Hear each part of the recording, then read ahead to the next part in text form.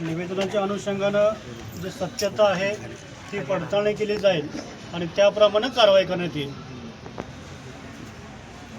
निवेदनामध्ये माहिती काय आहे नेमकं? निवेदनामध्ये जी घटना घडलेली आहे त्याचा निषेध सर्वांनी व्यक्त केलेला असं नमूद आहे. त्याचप्रमाणे विनोद भैया गंगणे यांना विनाकारण कुठल्याही गुन्ह्यामध्ये गोवण्यात येऊ नये अशा प्रकारचा उल्लेख आहे त्यामध्ये. 4-5च्या सुमारास ती खरोखरच निंदनीय आहे. त्या गोष्टीला भारतीय जनता पार्टी कसलाही सपोर्ट करणार नाही. दुसरी गोष्ट विनोद कुटुंबया गंगे मित्रपरिवारातर्फे कुठल्याही नागरिकातर्फे त्याला सपोर्ट केला जाणार नाही.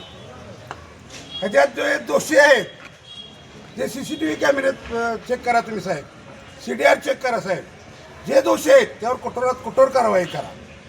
पण आमच्या नगराध्यक्ष पदाचे उमेदवार श्री विनोद पिटूभैया गंगणे हे तुम्हाला कुठे दिसणार सुद्धा नाही.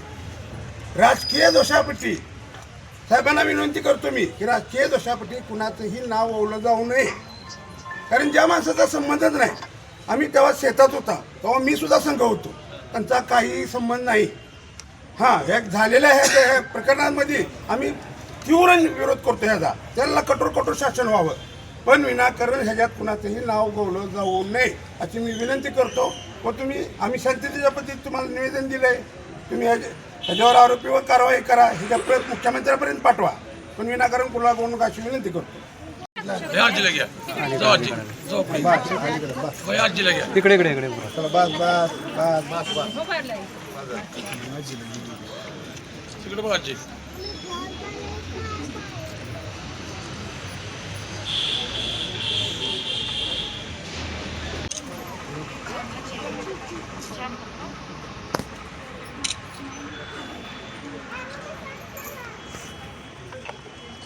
पुढे असं बाहेर